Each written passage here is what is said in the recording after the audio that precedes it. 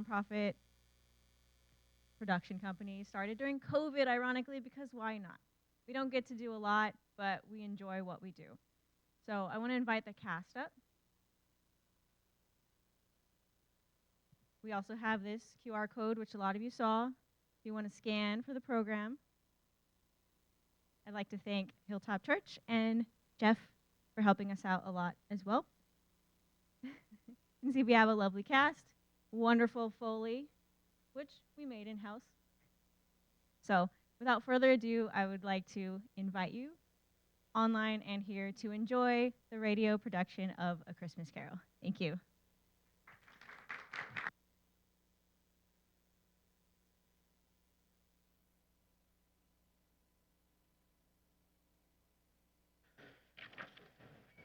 Marley was dead, to begin with. There is no doubt whatever about that. The register of his burial was signed by the clergyman, the clerk, the undertaker, and the chief mourner. Scrooge signed it, and Scrooge's name was good upon anything he chose to put his hand to. Old Marley was as dead as a doornail. Mind, I don't mean to say that I know of my own knowledge what there is particularly dead about a doornail. I might have been inclined myself to regard a coffin nail as the deadest piece of ironmongery in the trade, but the wisdom of our ancestors is in the simile. You will therefore permit me to repeat, emphatically, that Marley was as dead as a doornail. Scrooge knew he was dead? Of course he did. How could it be otherwise? Scrooge and he were partners for I don't know how many years. Scrooge was his sole executor, his sole administrator, his sole friend, and sole mourner. There is no doubt that Marley was dead. This must be distinctly understood, or nothing wonderful can come of the story we are going to relate. Scrooge never painted out old Marley's name. There it stood years afterwards above the warehouse door, Scrooge and Marley. Sometimes people new to the business called Scrooge Scrooge, and sometimes Marley. But he answered to both names. It was all the same to him. Oh, but he was a tight-fisted hand at the grindstone, Scrooge, a squeezing, wrenching, grasping, scraping, clutching, covetous old sinner, hard and sharp as flint, secret and self-contained, and solitary as an oyster. The cold within him froze his old features. He iced his office in the dog days, and didn't thaw at 1 degree at Christmas. No warmth could warm, nor wintry weather chill him. Nobody ever stopped him in the streets to say, "My dear Scrooge, how are you?"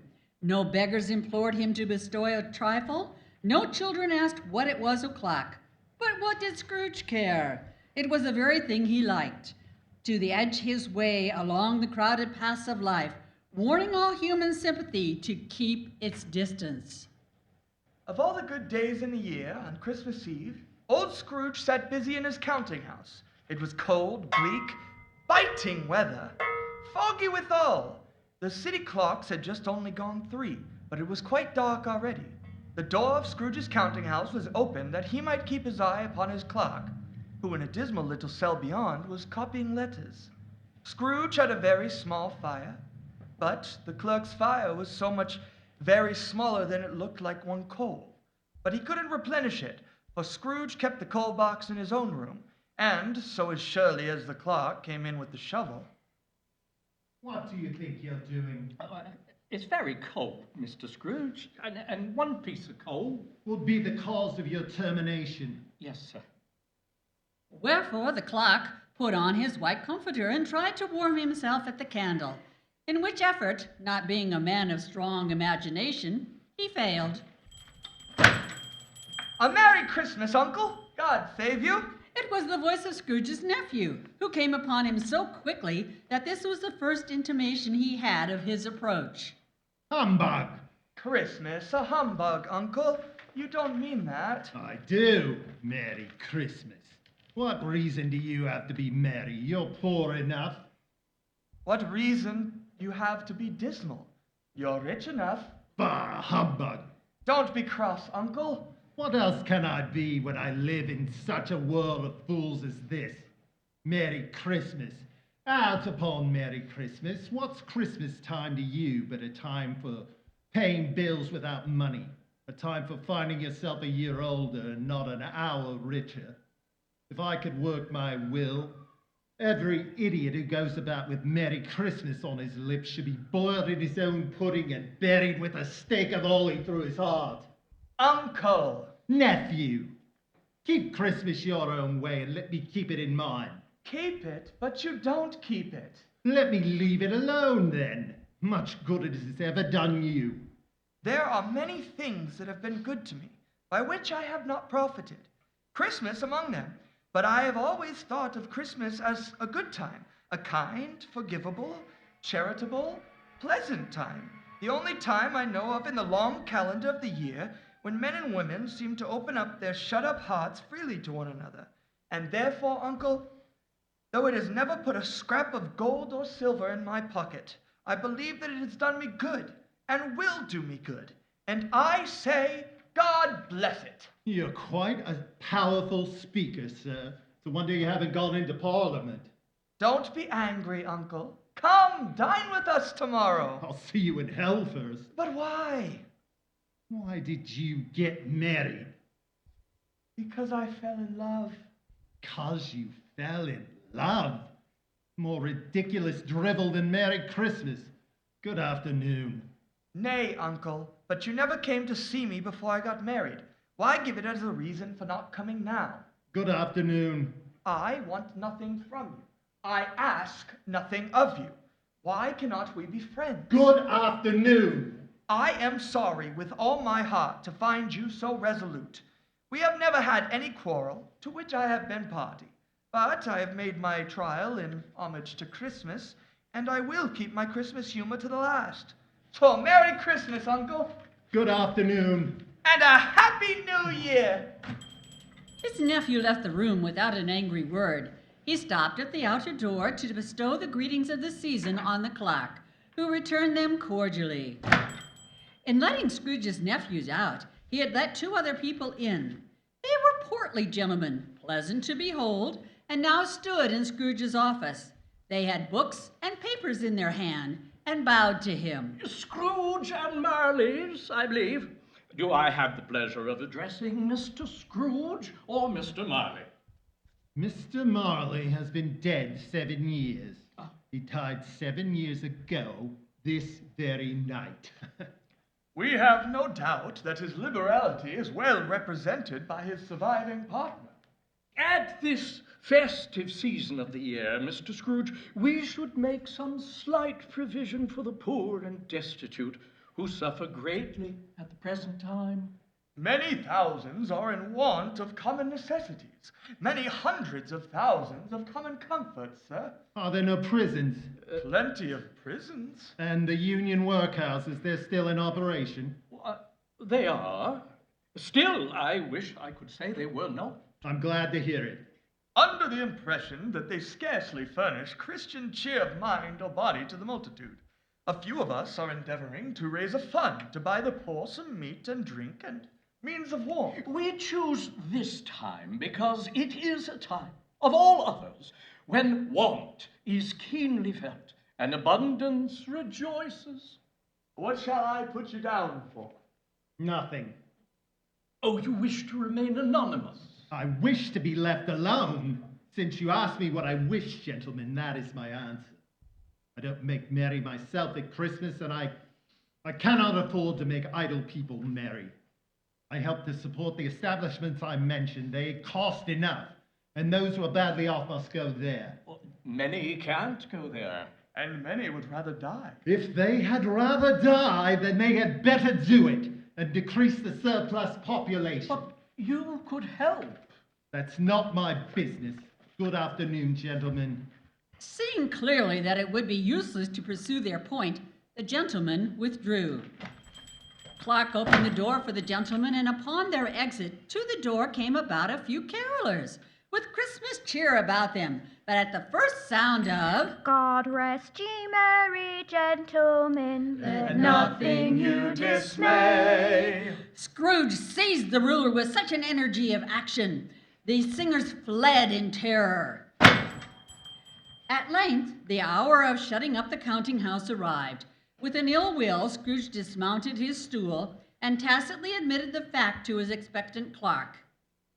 5 o'clock. I suppose you may close for the evening if you must. You'll want all day off tomorrow, I suppose. If quite convenient, sir. It's not convenient and it's not fair.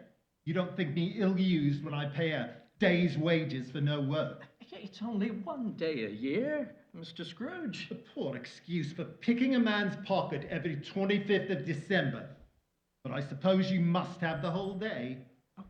Be here all the earlier in the morning. Oh, yes, Mr. Scrooge, of course, Mr. Scrooge. Mary... Humbug! Scrooge left with a growl as the clerk hurried out. Scrooge lived in chambers which had once belonged to his deceased partner. They were a gloomy suite of rooms. It was old enough now and dreary enough, but nobody lived in it but Scrooge. Now, it is a fact that there was nothing at all particular about the knocker on the door, except that it was very large. It is also a fact that Scrooge had as little of what is called fancy about him as any man in the city of London. And then let any man explain to me, if he can, how it happened that Scrooge, having his key in the lock of the door, saw in the knocker, without its undergoing any intermediate process of change, not a knocker, but Marley's face. Marley's face. It was not angry or ferocious, but looked at Scrooge as Marley used to look. And although the eyes were wide open, they were perfectly motionless. As Scrooge looked fixedly at this phenomenon, it was a knocker again. To say that he was not startled would be untrue. He did pause with a moment's irresolution before he shut the door, and he did look cautiously behind it first. He did walk through his rooms to see that all was right. Nobody under the table, nobody under the sofa, nobody under the bed, nobody in the closet, nobody in his dressing gown. Quite satisfied, he closed his bedroom door and double-locked himself in, which was not his custom. Thus secured against surprise, he took off his cravat, put on his dressing gown and slippers, his nightcap, and sat down before the fire to take his gruel.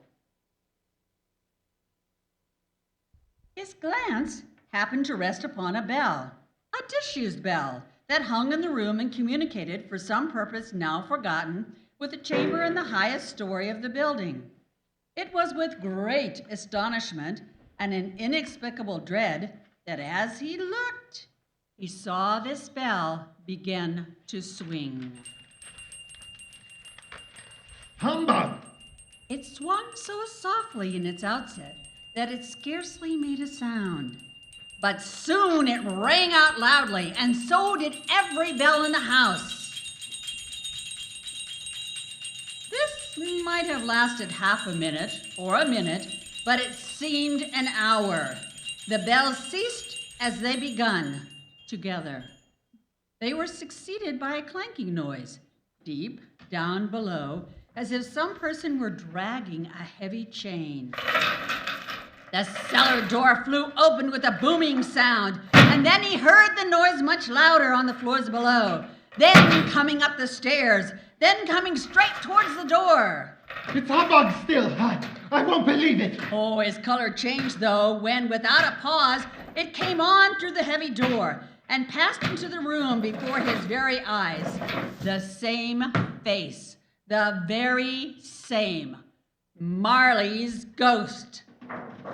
The chain he drew was clasped around his middle. It was long and wound about him like a tail. His body was transparent. Ebenezer Scrooge! Humbug! Humbug, I say! Humbug! What do you want with me? Much. Who are you?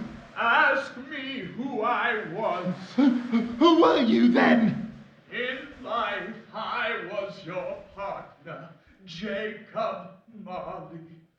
Jacob! You don't believe in me. I don't.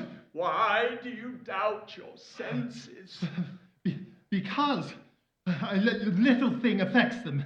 A slight disorder of the stomach makes them cheat. You may be an undigested bit of beef, a crumb of cheese, a fragment of underdone potato. There's more of gravy than of brave to you, whatever you are. Man of worldly mind, do you believe in me or not? I do! I must, but why do spirits walk the earth and why do they come to me? It is required of every man that the spirit within him should walk abroad among his fellow men. And if that spirit goes forth not in life, it is condemned to do so in death. Why do you wear chains? I wear the chain I forged in life. I forged it link by link and yard by yard, and put it on of my own free will. Yours was as full and heavy 7 Christmas Eves ago. You have labored on it since. Jacob! Speak comfort to me, Jacob! I have none to give. I cannot rest. I cannot stay. In life, my spirit never roved beyond the narrow limits of a money-changing hole, and weary journeys lie before me. 7 years dead and traveling all this time. The whole time. No rest, no peace, incessant torture of remorse. You might have covered a great quantity of ground in 7 years. Oh, captive, bound and double-chained, not to know that no space of regret can make amends for one life's opportunity missed. Yet, such was I. But you are always a good man of business, Jacob. Business? Mankind was my business. The common welfare was my business.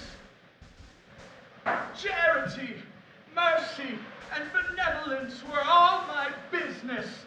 The dealings of my trade were but a drop of water in the comprehensive ocean of my business. Hear me! My time is nearly gone. I will, but don't be hard on me. I am here tonight to warn you that you have yet a chance and hope of escaping my fate. Oh, yes, you were always a good friend to me. You will be haunted by 3 spirits. Is that the chance you spoke of, Jacob? It is. I think I'd rather not. Without their visits, you cannot hope to shun the path I tread. Expect the first tomorrow, when the bell tolls 1. Oh, couldn't I take them all at once and have it over with, Jacob? Expect the second on the next night, at the same hour. The third upon the next night, when the last stroke of 12 has ceased to vibrate. Look to see me no more, and look for your own sake that you remember what has passed between us. The apparition walked backwards from him, and at every step it took, the window raised itself a little. Scrooge became sensible of a confused noises in the air, incoherent sounds of lamentation and regret, wailings inexpressibly sorrowful and self-accusatory. The specter, after listening for a moment, joined in the mournful dirge and floated out upon the bleak, dark night. Scrooge followed to the window, desperate in his curiosity. The air was filled with phantoms. Every one of them wore chains like Marley's ghost. The misery with them all was clearly that they thought to interfere for good in human matters and had lost the power forever. Eventually, they and their spirit voices faded together into the mist, and the night became as it had been when Scrooge walked home. Scrooge closed the window, and he tried to say, bug, but stopped at the first syllable, and being much in need of repose, went straight to bed without undressing, and fell asleep upon the instant. When Scrooge awoke, it was so dark that he could scarcely distinguish the transparent window from the opaque walls of his chamber. He was endeavoring to piece together the darkness when the chimes of a neighboring church struck the 4 quarters. So he listened for the hour. To his great astonishment, the heavy bell went on from 6 to 7, and from 7 to 8, and regularly up to 12. Then stopped.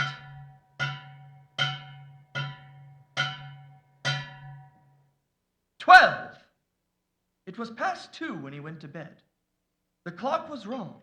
An icicle must have gotten into the works. 12. Why, it is impossible that I could have slept through a whole day and far into another night. It is impossible that anything has happened to the sun. That it's 12 at noon? Must have been a dream. Was it? Was it a dream?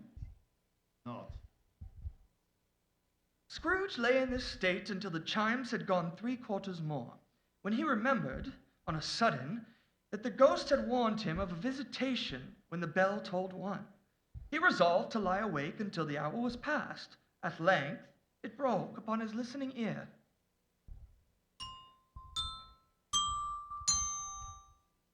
Quarter past. Half past.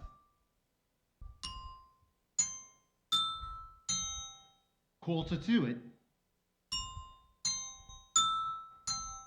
The hour itself. And nothing else. He spoke before the hour bell sounded, which it now did with a deep, dull, hollow, melancholy 1. Light flashed up in the room upon the instant, and the curtains of his bed were drawn aside, I tell you, by a hand. It was a strange figure, like a child, yet not so like a child as like an old man. Its hair was white, as if with age, and yet the face had not a wrinkle in it. The figure wore a tunic of the purest white, fluctuating in its distinctness, being now a thing with 1 arm, now with 1 leg, now a head without a body, now itself again. But the strangest thing about it was that from the crown of its head there sprang a bright, clear jet of light, and which was doubtless the occasion of its using, in its duller moments, a great extinguisher for a cap, which it now held under its arm. Are you the spirit whose coming was foretold to me? I am. Who and what are you? I am the ghost of Christmas past. Long past. No, your past. Perhaps Scrooge could not have told anybody why, if anybody could have asked him, but he had a special desire to see the spirit in her cap, and begged her to be covered. What? Would you so soon put out with worldly hands the light I give? Is it not enough that you are one of those whose passions made this cap and forced me through whole trains of years to wear it low upon my brow? What business brought you here? Your welfare. A single night of unbroken rest would have done well enough for that. Your reclamation, then. Rise and walk with me. I'm immortal and liable to fall. Bear with a touch of my hand there, you shall be upheld in more than this. As the words were spoken, they passed through the wall and stood upon an open country road, with fields on either hand. The darkness and the mist had vanished, for it was a clear, cold winter day, with snow upon the ground. Good heaven, I was bred in this place. I was a boy here. Your lip is trembling. And what is that upon your cheek? Well, I don't know. I must have a speck of something in my eye, is all. Lead on, spirit. You recollect the way? Remember it. I could walk it blindfolded. Strange to have forgotten it for so many years. Let us go on. They walked along the road, Scrooge recognizing every gate and post and tree, until a little market town appeared in the distance. Now these are but shadows of the things that have been. They have no consciousness of us. They walked along and soon approached a mansion of dull red brick. It was a large house, but one of broken fortunes, poorly furnished, cold, and vast. A door at the back of the house opened before them, disclosing a lonely boy reading near a feeble fire. The school is not quite deserted. A solitary child, neglected by his friends, is left there still. It's me as a boy. God rest ye merry gentlemen. Let nothing you dismay. Poor boy. I wish. But it's too late now. What is the matter? Nothing. There was a boy singing a Christmas carol at my door last night. I should like to have given him something, is all.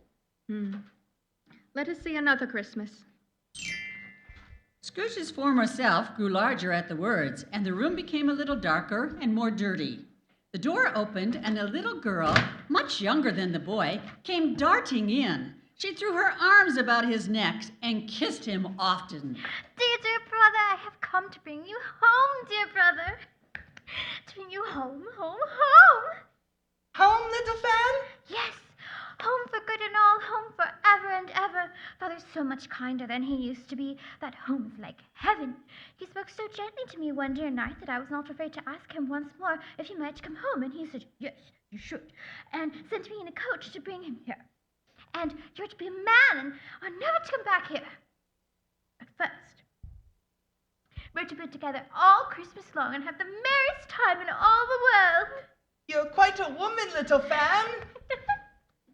She stood on tiptoe to embrace him, and then she began to drag him in her childish eagerness towards the door, and he, nothing loath to go, accompanied her. Always a delicate creature, whom a breath might have withered.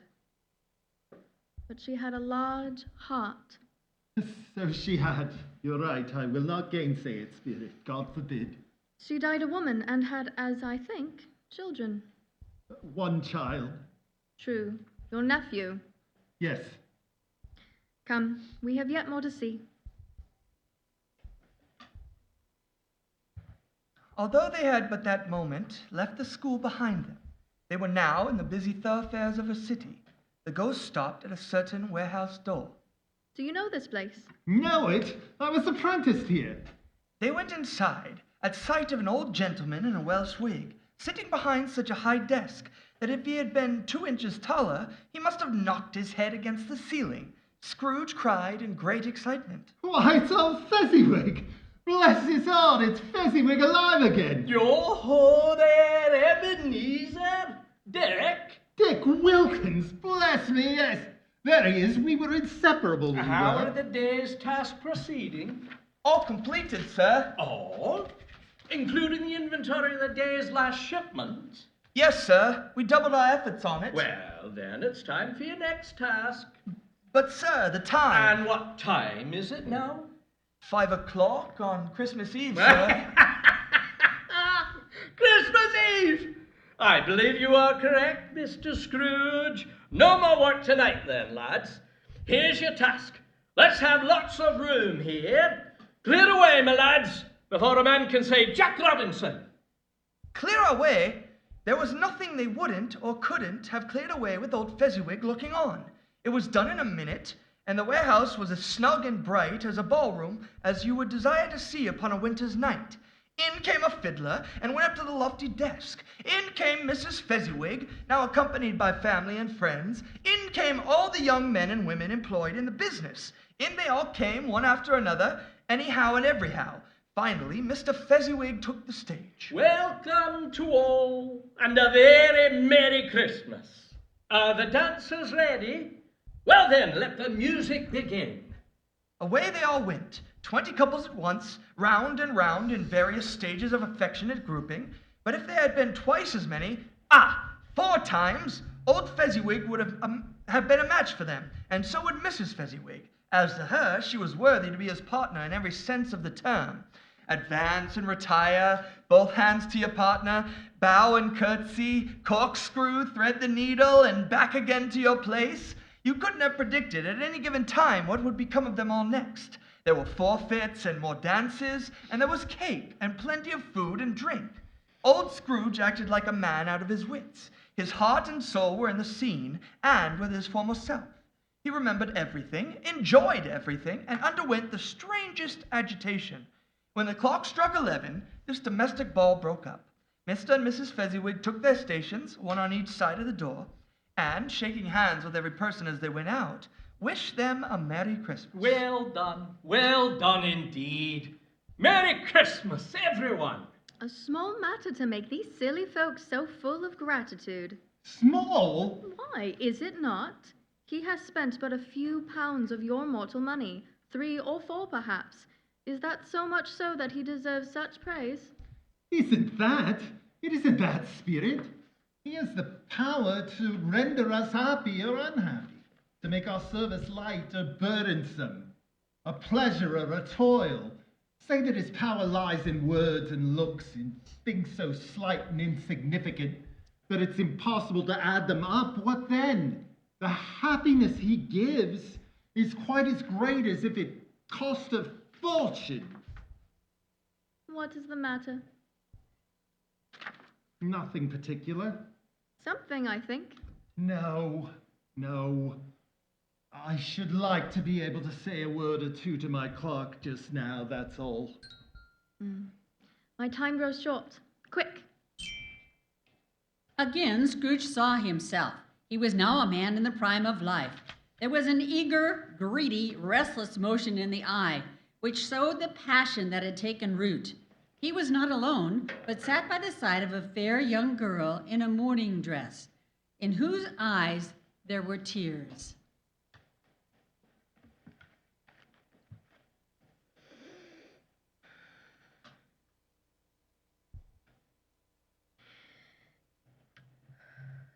It matters little. To you, very little. Another idol has displaced me, and if it can share and comfort you in time to come, as I would have tried to do, I have no just cause to grieve. What idol has displaced you? A golden one. This is the fault of the world. There is nothing on which it is so hard as poverty, and there is nothing it professes to condemn more with such severity as the pursuit of happiness or wealth. You fear the world too much, Ebenezer. All your other hopes have merged into the hope of being beyond the chance of its sordid reproach. I have seen all your other hopes and dreams fade away until the master passion, gain, has consumed you. Have I not? What then? Even if I have grown so much wiser, what then? My feelings towards you have not changed. Have they? We fell in love when we were both young and poor, and content to be so until, in good season, we could improve our worldly fortune by our patience. You are changed. When we met, you were another man. I was a boy. Oh, your own feelings tell you that you were not what you are. I am. That which promised happiness when we were in one heart is fraught with misery now that we are two. Oh, how often and how keenly I have thought of this, I will not say. It is enough that I have thought of it, and can release you. Have I ever sought release? In words? No, never. In what then? In a changed nature, in an altered spirit, in everything that made my life of any worth or value in your sight. If this had never been between us, tell me, would you seek me out and try to win me now? No. You think not? I would gladly think otherwise if I could. Heaven knows.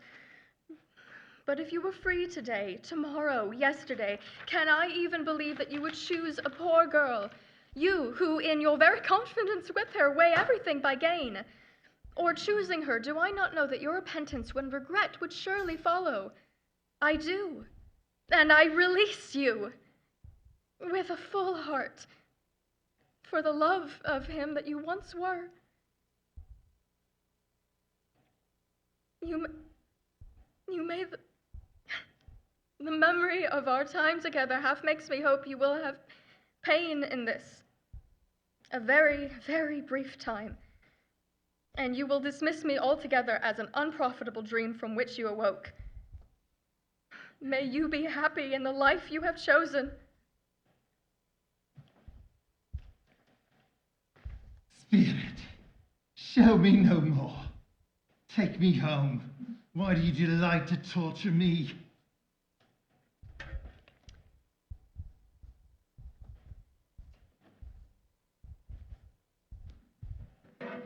I told you.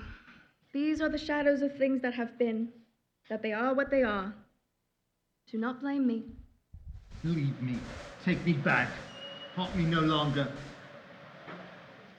Scrooge observed that the spirit's light was burning high and bright, and dimly connecting that with its influence over him, he seized the extinguisher cap the spirit held under his arm and pressed it down upon his head.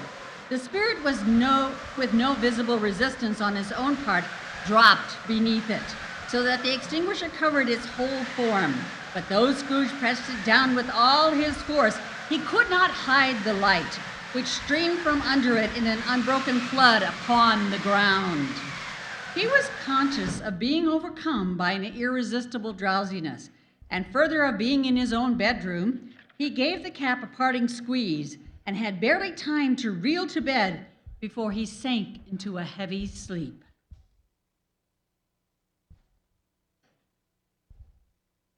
Awaking in the middle of a prodigiously tough snore, and sitting up in a bed to get his thoughts together, Scrooge had no occasion to be told that the bell was again upon the stroke of 1.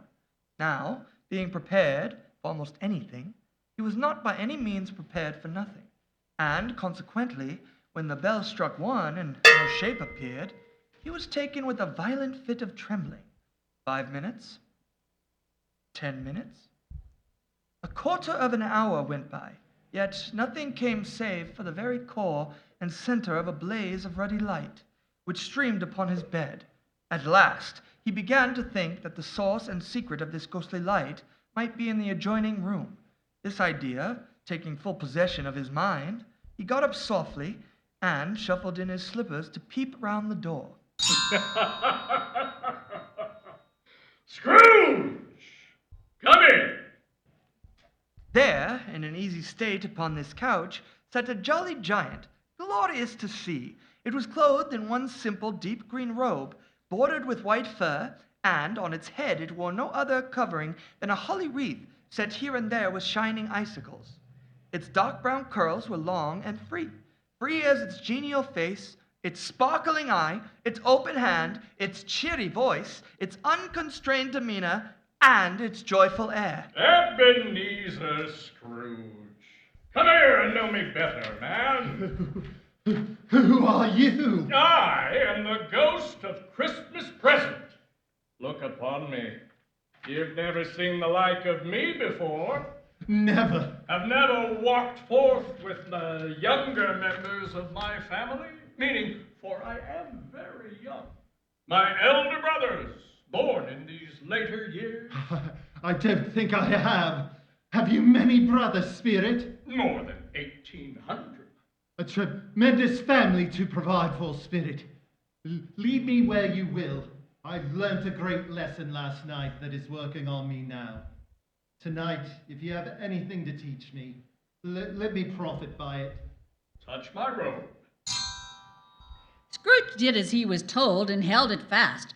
All vanished instantly, and they stood in the city streets on Christmas morning. The sky was gloomy. There was nothing very cheerful in the climate or the town, and yet the people who were shoveling away on the housetops were jovial and full of glee. Customers at the nearby grocer's were also hurried and so eager in the hopeful promise of the day that they tumbled up against each other at the door, crashing their wicker baskets wildly, and committed hundreds of the like mistakes in the best humor possible. Suddenly, and without warning, 2 such fellows rounded the street corner where Scrooge and the spirit stood, bounding into each other and sending their respective purchases tumbling to the ground. Perhaps it was the pleasure the good spirit had in showing off this power of his, or else it was his own kind, generous, hearty nature, and his sympathy with all poor men that led them straight to the home of Scrooge's clerks. But there he went, and on the threshold of the door the spirit smiled, and stopped to bless Bob Cratchit's dwelling with the sprinklings of his torch. Miss Cratchit, Bob Cratchit's wife, dressed out but poorly in a twice-turned gown, merrily hustled back and forth between the stove and the dining table. Smooth that corner, Belinda. Yes, Mom. Peter! I'm mashing as fast as I can. Good, Peter, good. Now, what has ever happened to your father? Your brother Tiny Tim? And Martha's never been this late. Oh, here's Mother Martha. Oh, Martha! Smell the goose, Martha. Why, bless my heart alive, my dear, how late you are. Oh, we had a deal of work to finish up this last night and had to clear away this morning, Mother. Well, never you mind so long as you're here. Set yourself beneath by Father! the fire. Father's coming. Hide, Martha. So Martha hid herself, and in came Bob with his threadbare clothes donned up and brushed, to look seasonable, and Tiny Tim upon his shoulder. Alas, for Tiny Tim, he bore a little crutch, and had his limbs supported by an iron frame. Hello, my dears. Hello, Robert. Why, where's our Martha? Oh, not coming. Not coming. Not coming on Christmas Day. Here I am, Father. Oh, Martha! Why are you... Oh, my dear. And how did little Tiny Tim behave? Oh, as good as gold. And better. Somehow, he gets thoughtful sitting by himself so much, and he thinks the strangest things you ever heard. Coming home, he told me that he hoped the people saw him in the church because he was a cripple, and it might be pleasant to them to remember upon Christmas Day who made lame beggars walk and blind men see. He's a remarkable child, Robert. Yes, and growing strong and hearty. Master Peter went to fetch the goose, with which he soon returned in high procession. Such a bustle ensued that you might have thought a goose, the rarest of all birds, a feathered phenomenon. Time to eat. Oh, finally. It's time! Goose! What about my potatoes? We get potatoes all the time. Oh, wow, but these are special potatoes, love. Blessed by Father Christmas himself. Really? Really? I don't believe it. I'm sure they don't taste any different than any others. Not to you, And why would that be? because they're flavored with the milk of human kindness, a flavor completely unknown to your palate. Bow your heads, my dears. Lord, we thank you for this bounty that you have blessed us with. Bouncy? He's delusional. It must be the effects of prolonged exposure to the cold in the workplace. We thank you for the bounty of fellowship that you have seen fit to bestow upon us, and thank you for the gift of family. Amen. Amen. At last the dishes were set on, and grace was said. It was succeeded by a breathless pause, and Mrs. Cratchit prepared to plunge the carving knife into the goose.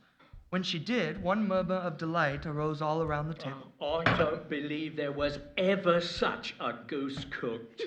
The children seem to agree. Of course, there won't be proof of it left food. Well, perhaps it's time to seek proof in the, well... Oh, right you are, my love. Right you are. As long as it's ready. Miss Cratchit left the room alone, too nervous to bear witness to take the pudding up and bring it in. Suppose it should not be done enough. Suppose it should break in turning out. Suppose somebody should have got over the wall of the backyard and stolen it while they were merry with the goose. Now, my dear ones, we're in for such a holiday treat. Prepare yourselves, make ready. In half a minute, Mrs. Cratchit entered, flushed but smiling proudly with the pudding.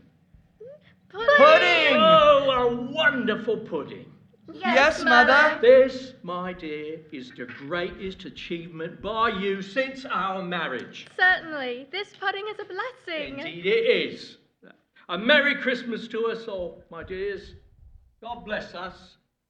God bless us, everyone. Spirit, tell me if Tiny Tim will live. I see a vacant seat in a poor chimney corner, and a crutch without an owner, carefully preserved. If these shadows remain unaltered by the future, the child will die. Oh, no, kind spirit, say he will be spared. If these shadows remain unaltered by the future, none others of my race shall find him here. What then? If he be like to die, he'd better do it, and decrease the surplus population. No! Man! If you be man in heart, repent your wicked words until you know what the surplus is. Will you decide what men shall live, what men shall die? It may be that in the sight of heaven you are more worthless and less fit to live than millions like this poor man's child. Mr. Scrooge, I give you Mr. Scrooge, the founder of the feast. The founder of the feast, indeed. I wish I had him here. I'd give him a piece of my mind to feast upon, and I'd hope he'd have a good appetite for it. My dear, please, the children, Christmas Day. It should be Christmas Day when one is forced to drink to the health of such an odious, stingy, odd, unfeeling man as Mr. Scrooge. You know he is, Robert. Nobody knows it better than you do, poor fellow. My dear, Christmas Day. Oh, I'll drink to his health for your sake, and for the day's, but not for his. Long life to him, a Merry Christmas and a Happy New Year.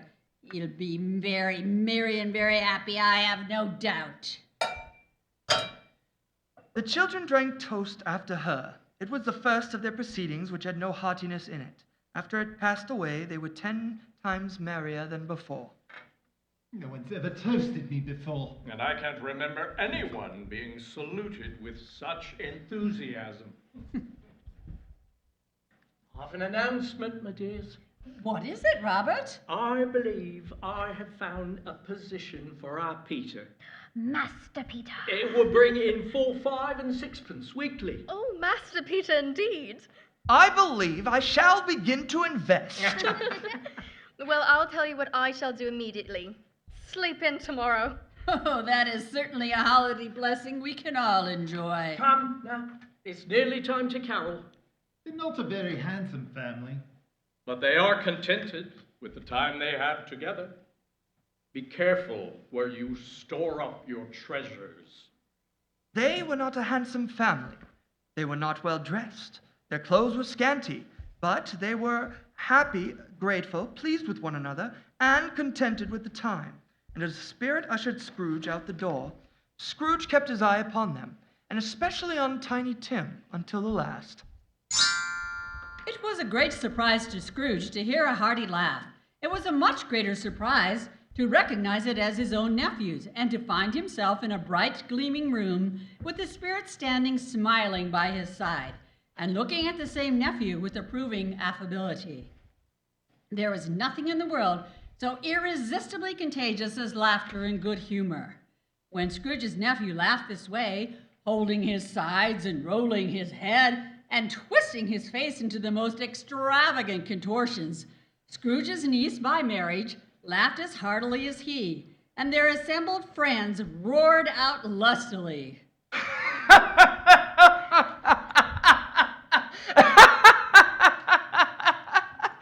He said that Christmas was a humbug. He believed it too. Oh, more shame for him, Fred. He's a comical old fellow, and not so pleasant as he might be. However, his offenses carry their own punishments, and I have nothing to say against him. I'm sure he is very rich, Fred. At least you always tell me so. What of that, my dear? His wealth is of no use to him. He don't do any good with it. He doesn't make himself or us comfortable with it. I feel quite comfortable in my home. Is that with the one lump of coal, or when you splurge and actually add a second to the fire? I have no patience with him. I can't believe anyone would. Thank you, sister. I have. I am sorry for him. I couldn't be angry with him if I tried. Who suffers by his ill whims? Himself, always. Too much eggnog, Fred. Here, he takes it into his head to dislike us, and he won't come dine with us. What's the consequence? He don't lose much of a dinner. Oh, indeed? I think he loses a very good dinner. Better than he deserves. I deserve quite a good meal. Such as gruel, morning, noon, and night. Yes, your menu is indeed impressive. Well, I am very glad to hear it, because I haven't great faith in these young housekeepers. What do you say, Tupper? Yes. Why don't you enlighten us? Oh, a bachelor is wretched outcast with no right to express an opinion on this subject. Perhaps you could still venture. Oh, do go on, Fred. Ridiculous fellow. He never finishes what he begins to say. I was only going to say that the consequences of his disliking us is that he loses some pleasant moments, which could do him no harm. Then just leave him be, old chap. I mean to give him the same chance every year. Whether he likes it or not, I pity him. He may rail at Christmas till he dies, but he can't help thinking better of it if I keep visiting him year after year and saying, "Uncle Scrooge, how are you?" If it only puts him in the vein to leave his poor clerk 50 pounds, that's something. And I think I shook him yesterday. Games! Who's up for some blind man's buff? This is one of my favorites. Oh, yes, it's so much easier to fleece someone if they can't see what's happening. Oh, here, Fred. I'll be it. Oh, he's on your sister's run. Aha, my prize. Paid in full. That topper, he's hopeless. He's going about it all wrong. Oh, sage wisdom from the King of Hearts. Come on, time to move on. Let's try a new game. A new game, did you hear that, Spirit? Just 1/2 hour more. Oh, finally, something that warms your cold exterior. How could I refuse? This is called yes and no.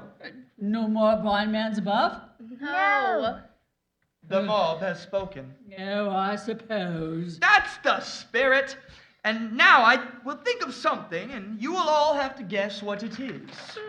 This should be exceedingly simple. So you think, my love? But here's the catch. No matter the question, I may only answer by saying yes or no. Shall we? Very well. I am thinking of an animal. Dead? No. So it's alive? Yes. Is it an agreeable animal? No. Is it disagreeable? Oh, it's a good thing he's so handsome. Yes. Is it savage? Yes. Does it grunt and growl? Yes. Does it talk? Yes. Sometimes. Oh, that was cheating. Yes, in the name of domestic tranquility.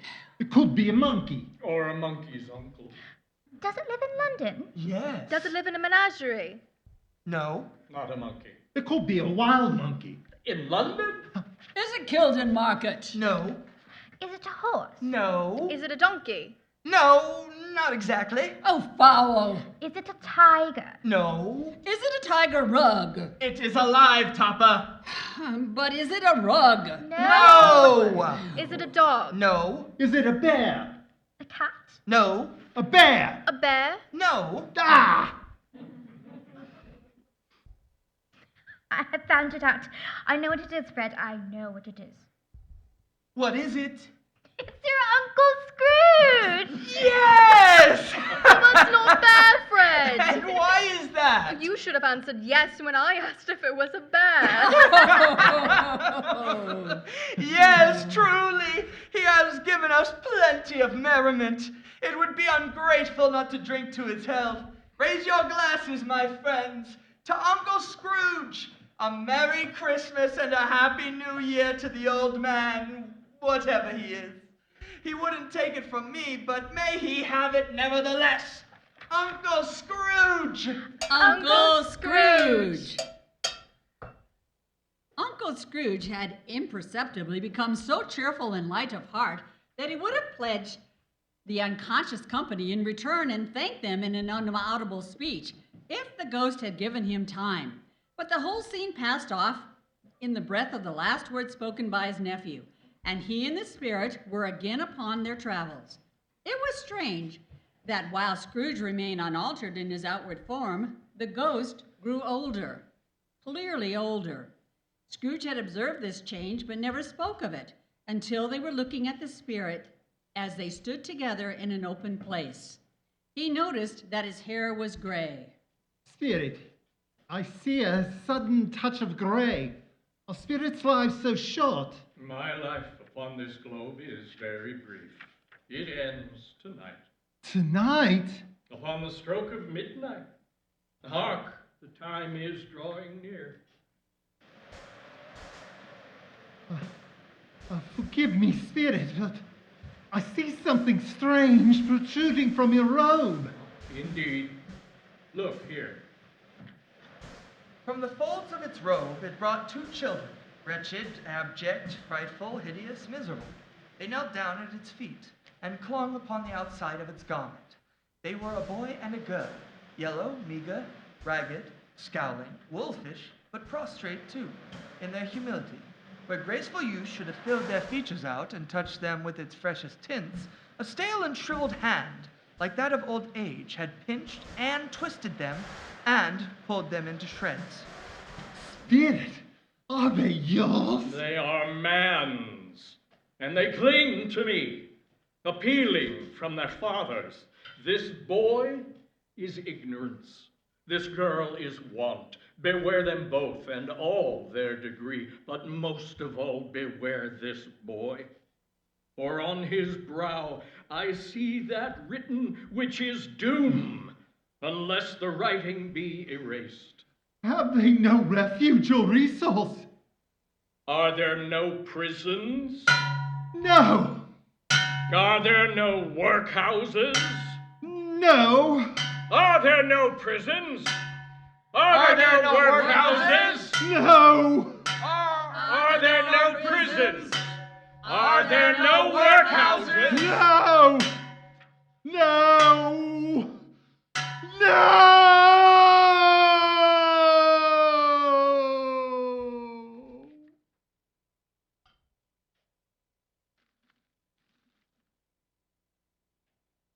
As the last stroke ceased to vibrate, Scrooge looked about him for the ghost, and saw it not.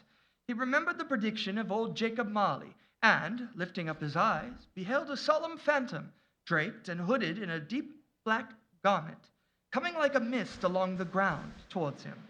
The phantom slowly, gravely, silently approached.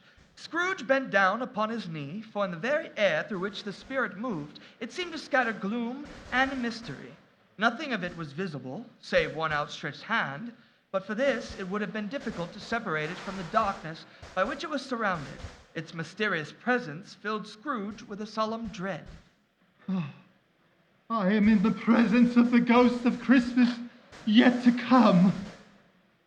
The spirit answered not, but pointed downward with its hand. You are about to show me shadows of things that have not happened, but will happen in time before us. Is that so, Spirit? Although well used to ghostly company by this time, Scrooge feared the silent shape so much that his legs trembled beneath him, and he found that he could hardly stand when he prepared to follow it. Ghost of the future, I fear you more than any spectre I have seen. But as I know your promise is to do me good, and as I hope to live to be another man from what I was, I'm prepared to bear your company and do it with a thankful heart. Will you not speak to me? It gave him no reply. The hand was pointed straight before them. Lead on, lead on. The night is waning and fast, and it is precious time to me. I know. Lead on, Spirit. They scarcely seemed to enter the city, for the city rather seemed to spring up about them. But there they were, amongst the merchants, who hurried up and down and conversed in groups, and looked at their watches and so forth. Scrooge had seen them often. No, I don't know much about it either way. I only know he's dead. When did he die? Last night, I believe. What was the matter with him? I thought he'd never die. God knows. What has he done with his money? I hadn't heard. Left it to his company, perhaps. He hasn't left it to me, that's all I know. It's likely to be a very cheap funeral. For, upon my life, I don't know of anybody to go to it. Suppose we make up a party and volunteer. I don't mind going if lunch is provided, but I must be fed. I'll offer to go if anybody else will. When I come to think of it, I'm not at all sure that I wasn't his most particular friend. For we used to stop and speak whenever we met. Spirit, I know these men and this place. It is my accustomed time of day to be here, yet I see myself not. Why, Spirit? They left the busy scene and went into an obscure part of the town, where Scrooge had never penetrated before. Although he recognized its situation and its bad repute, the ways were foul and narrow, the shops and houses wretched, the people half naked and drunken. Life upon these straggling streets reeked with crime, with filth and misery. Far in this den of infamous resort, there was a low-browed, beetling shop, where iron, old rags, bottles, bones, and greasier fall were bought. Upon the floor within were piled up heaps of secrets that few would like to scrutinize, hidden in mountains of rusty keys, chains, and unseemly rags. Sitting in among the wares he dealt in was a gray-haired rascal, nearly 70 years of age, who smoked his pipe in all the luxury of calm retirement.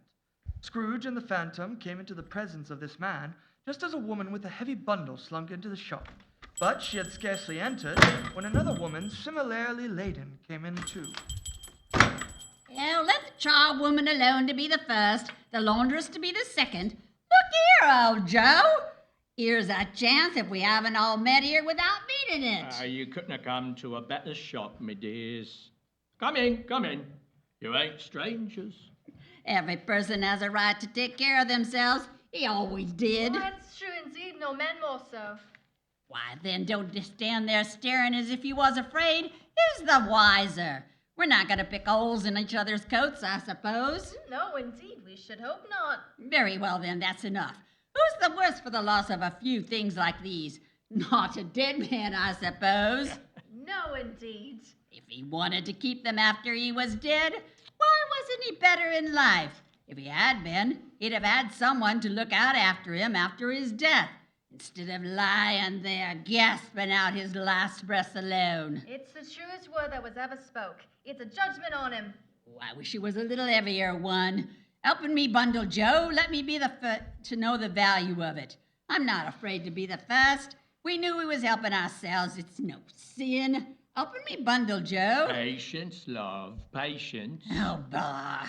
Sheets, towels, a little wearing apparel, 2 old-fashioned silver teaspoons, a pair of sugar tongs, and a few boots. I always give too much to the ladies. It's a weakness of mine, and that's the way I ruin myself.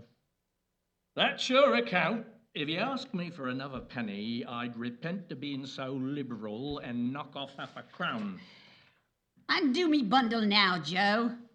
What you call this? Bed curtains? Bed curtains. You don't mean to say that you took 'em down with him laying there? Yes, I do. Why not? Well, you were born to make your fortune, and you'll certainly do it. Don't drop that oil upon them blankets now.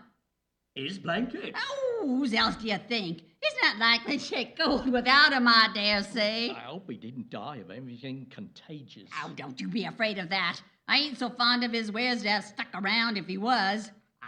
You may look through that shut till your eyes ache, but you won't find a hole. It's the best he had. They'd have wasted it if it hadn't been for me. Well, what do you call the wasting of it? Putting it on him to be buried in.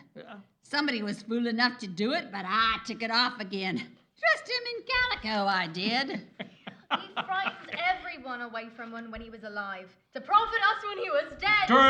True. Now, come, my ladies, let's have a pint on the dead.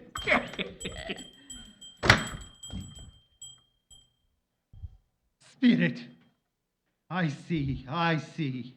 The case of this unhappy man might be my own. My life tends that way now. Let me see some tenderness connected with the death, or the dark scene. It will forever be present for me. The ghost conducted him through several streets familiar to his feet, and as they went along, Scrooge looked here and there to find himself, but nowhere was he to be seen.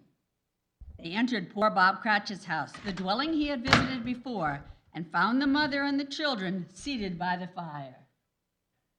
Quiet, very quiet. The noisy Cratchits were as still as statues in one corner, and sat listening to Peter, who had a book before him.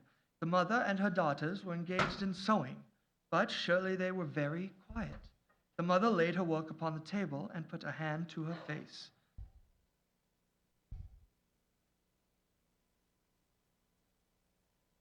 And he took a child and set him in the midst of them. Oh, the color hurts my eyes. Mother? Oh, they're better now. They get weak by candlelight. I wouldn't show weak eyes to your father when he comes home for the world. It must be near his time. Past it, rather, but I think he's walked a little slower these last few evenings, Mother. Oh, I have known him walk. I've known him walk with Tiny Tim upon his shoulders very fast indeed. And so have I. So have I. Often. Oh, but he was very light to carry, and his father loved him so that it was no trouble. No trouble. There's your father at the door. Hello, my dears. Oh, welcome home, Robert. Oh, look how busy you've all been. You'll be done long before Sunday. Sunday? You went today then, Robert? Yes, my dear. I wish I could have gone. It would have done you good to see how green a place it is. I'm sure it is, Father. Oh, but you'll see it often. Yeah, I promised him. I promised him that I would walk there on Sundays. My child. My little child. He broke down all at once. He couldn't help it. When he had thought a little and composed himself, he was reconciled to what had happened. I saw Mr. Scrooge's nephew on my way home, and he inquired as to why I looked down. And when I told him, he said, "I am heartily sorry for it, Mr. Cratchit." And he gave me his card and remarked that if he could be of any service to us in any way, to please call on him. Oh, I'm sure he's a good soul, Robert. And I shouldn't at all be surprised if he should help to find Peter better employment. Do you hear that, Peter? And then Peter will find a sweetheart and set up home for himself. Get along with you. Oh, it's just as likely as not one of these days. Although there's plenty of time for that, my dear. But, however, and whenever we part from one another, we shall none forget poor Tiny Tim and this first parting. Never, Father. I'm happy. I'm very happy.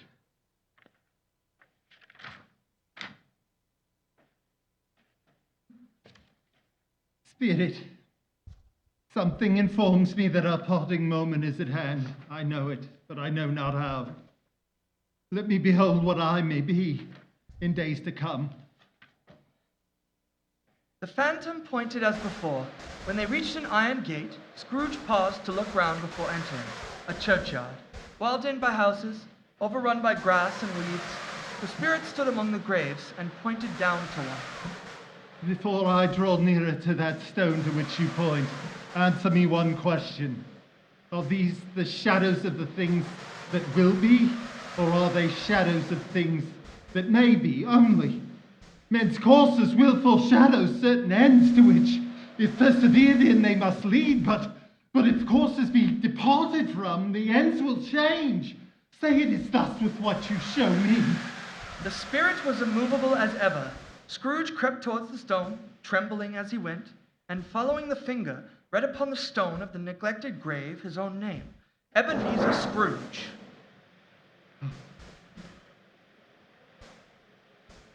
Am I that man who lay upon the bed? The finger pointed from the grave to him and back again. No, Spirit! Oh, no, Spirit, hear me. I am not the man I was. I will not be the man I must have been, but all this visitation. Why, show me this if I am past all hope. For the first time, his hand appeared to shake. Good Spirit, your nature intercedes with me, it pities me. Assure me that I yet may change these shadows you have shown me. by an altered life. I will honor Christmas in my heart and try to keep it all the year. I will live in the past, the present, and the future. The spirits of all three shall strive within me. I will not shut them out. All the lessons that they teach. Tell me that I may smudge away the writing on this stone. In his agony, Scrooge caught the spectral hand. It sought to free itself, but he was strong in his entreaty, and detained it. The spirit, stronger yet, repulsed him. Holding up his hands in a last prayer to have his fate reversed, he thought he saw an alteration in the phantom's hood and dress. It shrunk, collapsed, and finally dwindled down into a bedpost. Yes, and the bedpost was his own. The bed was his own. The room was his own. But best and happiest of all, the time before him was his own to make amends in. I will live in the past, the present, and the future. The spirits of all three shall strive within me. Oh, Jacob Marley, heaven and Christmas time be blessed for this. I say it on my knees. Oh, Jacob, on my knees. The bed curtains, they're not torn down, rings and all. They're here. I'm here. The shadows of the things that would have been be dispelled. They will be. I know they will.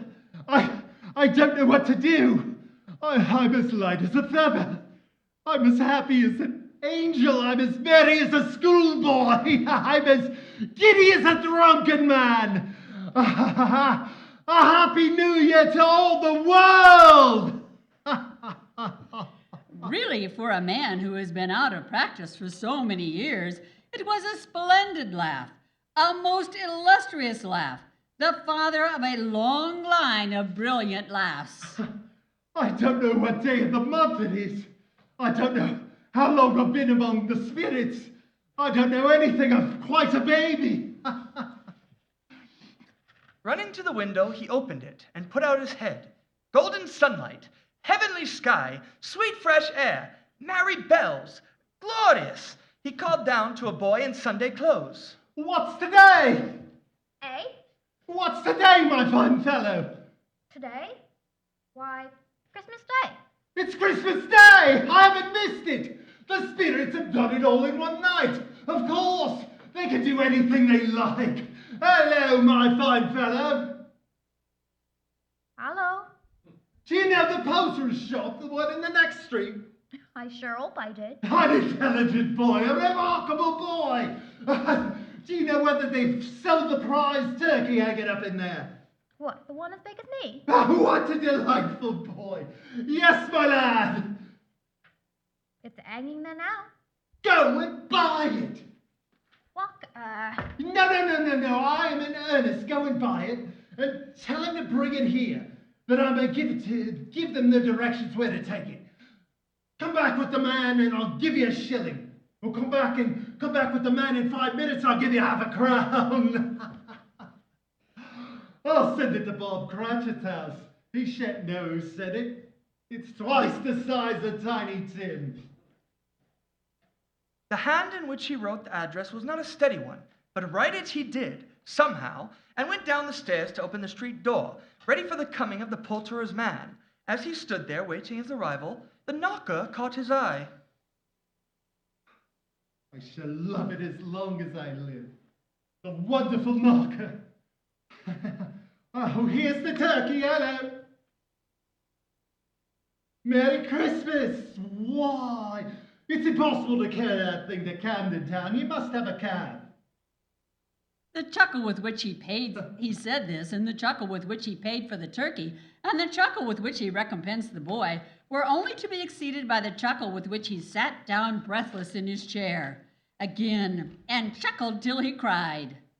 Scrooge dressed himself in his best, and at last got onto the streets. The people were by this time pouring forth, and Scrooge regarded every one with a delightful smile. A Merry Christmas. And to you, a Merry Christmas. We had not gone far when he beheld the portly gentleman who had walked into the counting house the day before.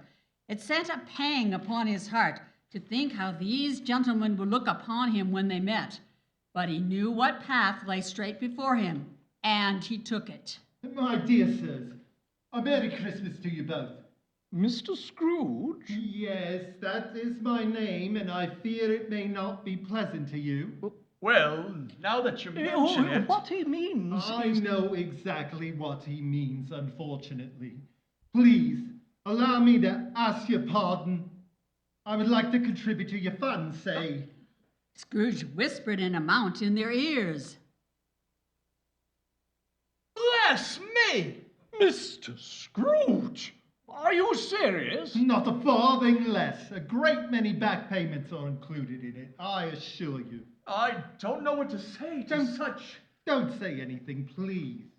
Will you come see me? Oh, indeed we shall. I'm much obliged to you. I thank you 50 times. Bless you. He went to church and walked about the streets and watched the people hurrying to and fro, and patted children on the head, and questioned beggars, and looked down into the kitchen of houses and up into the windows, and found that everything could yield him pleasure. He had never dreamed that any walk, that anything could give him so much happiness. In the afternoon, he turned his steps towards his nephew's house. He passed the door a dozen times before he had the courage to go up and knock, but he made a dash and did it. Is your master home, my dear? Yes, sir. Where is he, my love? He's in the dining room, sir, along with mistress. I'll show you upstairs, if you please. Thank you. He knows me. I'll go in here, my dear. Fred! Why, bless my soul! Who's that? It's I, your Uncle Scrooge. I've come to dinner. Will you let me in, Fred? Let him in. It is a mercy he didn't shake his arm off. He was at home in 5 minutes. Nothing could be heartier. Wonderful party, wonderful games, wonderful unanimity, wonderful happiness. But he was early at the office next morning. Oh, he was early there. If he could only be there first and catch Bob Cratchit coming in late. That was the thing he had set his heart upon. And he did it. Yes, he did. The clock struck 9. No Bob. 1/4 past. No Bob. He was full 18 minutes and a half behind his time. Scrooge sat with his door wide open that he might see him come in. His hat was off before he opened the door. His comforter, too. He was on his stool in a jiffy, driving away with his pen, as if he were trying to overtake 9 o'clock. Hello. What do you mean by coming here at this time of day? I'm very sorry, sir. You are. Yes, I think you are. Step this way, if you please. It's only once a year, sir. It shall not be repeated. I was making rather merry yesterday, sir. Now, I'll tell you what, my friend. I'm not going to stand for this sort of thing any longer. And therefore, I'm about to raise your salary. Mr. Scrooge? A Merry Christmas, Bob. A merrier Christmas, my good fellow, than I've given you for many a years. I'll raise your salary, and I endeavor to assist your struggling family. Now, make up the fires and buy another coal scuttle. Buy another coal scuttle before you can dot another I, Bob Cratchit. Scrooge was better than his word. He did it all, and infinitely more. And to Tiny Tim, who did not die, he was a second father. He became as good a friend, as good a master, and as good a man as the good old city knew. And it was always said of him that he knew how to keep Christmas well, if any man alive possessed the knowledge. May that truly be said of us, and of all of us. And so, as Tiny Tim observed, God bless us, everyone.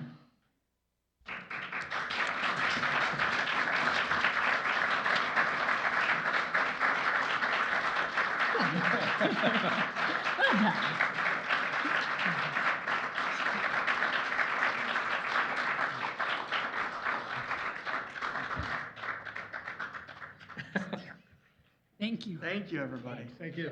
Thank you for coming. Thank you. Thank you, everyone, for joining us. Thank you, live stream. Hi. Hi, Mom, Dad. Hi. Hi, Internet. Hi, hi, Internet. That was great. Good job. I think so too.